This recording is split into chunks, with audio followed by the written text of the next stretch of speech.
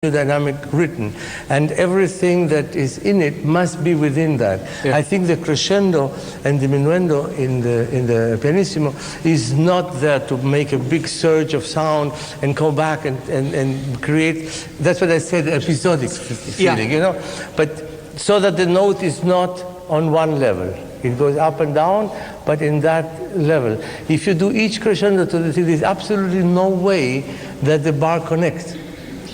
Each bar is then on its own. Completely. Why don't you try? Try from the second bar. Second bar.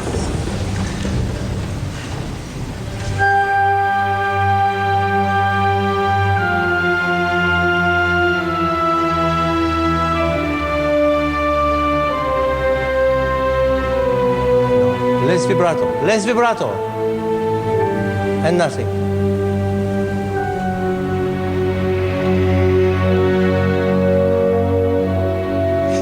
I think what I'd love to try is the string crescendo happens a little bit before we reach the bassoons. So I just need to show that a little more. Does that make sense? So we don't reach the crest of our crescendo when they begin to play, but we've already had our crescendo and diminuendo by the time the bassoons come in. Can I ask you why? I should tell you exactly the reason why. I've interpreted the score, which he puts it like this over the note, which might mean we must take it at the middle of the bar. But why don't you show them? I'm sure the public will be interested. Why? We try it? Show them the difference. First of all, do the crescendo so that it is through the bar, to the middle of the bar. Yeah, and then the way that and then before the bassoons come in. Okay. So that we hear the difference. It's the fifth bar, no? Yeah, fifth. Well, can we go from the fourth? Let's go from the fourth bar. Fourth bar, and then we get it. Yeah, now we go to the half. Now the crescendo is to the half. So fourth bar.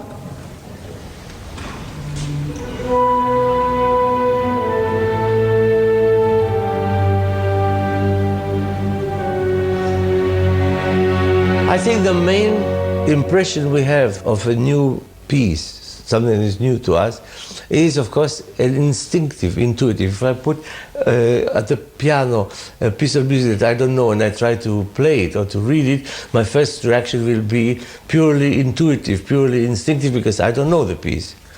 And this is very important, because the first reaction, the gut reaction, is something which we never relive again to this point, because we are then at another level of our knowledge of the thing. Therefore, it's very important to remember that first reaction to the piece of music, and then we have to really understand it, understand how it is constructed, how it is structured, what are the elements used, what is the harmony, what is the melody, what is the dynamics, what is the tempo, all these thousands of questions. We have to really analyze a piece like in the anatomy class about the human body.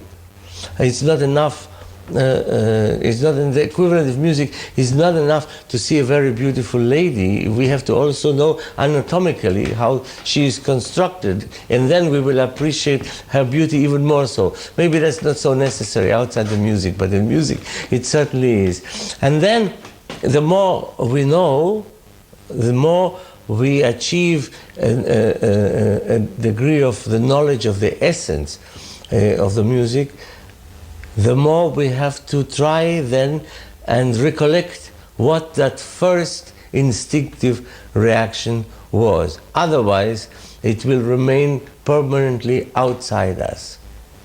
In order to be at one with the music, we have to recollect the first reaction, maybe corrected if it was not right. But in any case, have a relationship with that first reaction, have as much intimate knowledge of the piece of music, and then be able to perform it as if it was just flowing at that moment.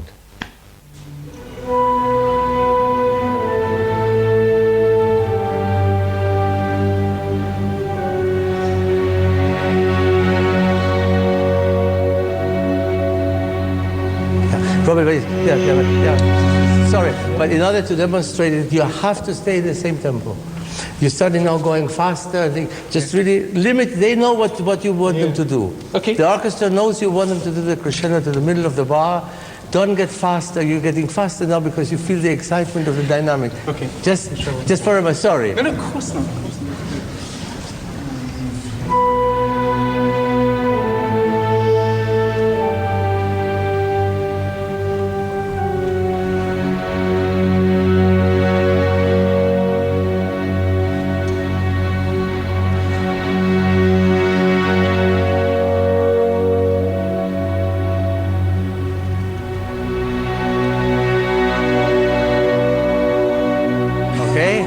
And now do it the other way, the way you want.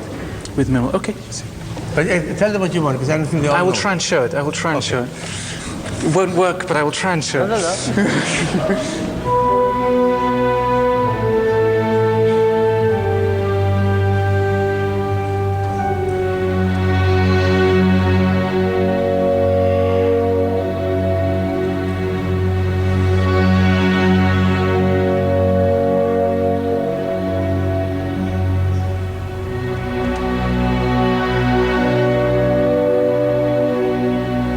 So which way are you more convinced? I quite like the second way, but it might be rubbish. Yeah. No. We mistake most of it. But No, you don't have to take a vote. No, you don't have to take a vote, and you can do anything. No. I think as a musician, you have the right to try anything you want the way you feel, provided once you have done it, afterwards you find a rational reason to justify it. Sure. I mean, look, So, well, exactly. I'm not saying you understand. No, completely. First, you obviously have to feel, but then. I know. I mean, it's a subject. What you would say, it's an objective.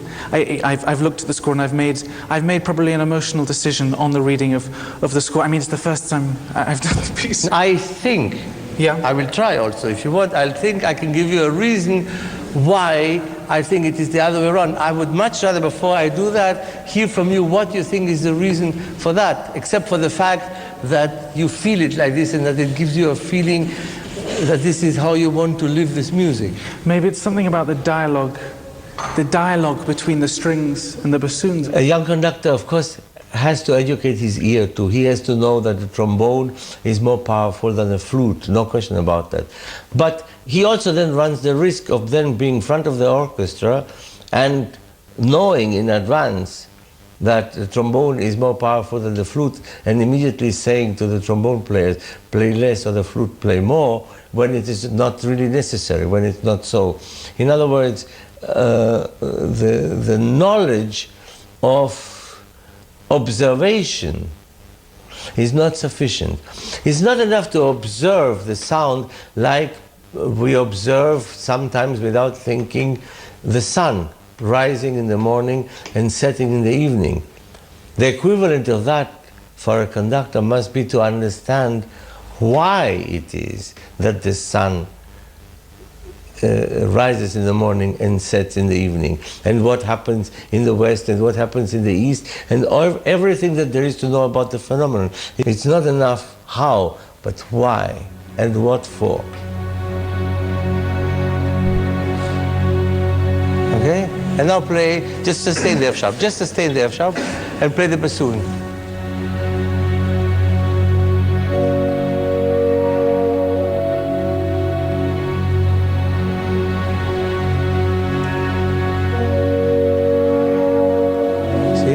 Where is the dialogue? I don't see the dialogue. I see. No. I thought we took the dialogue away.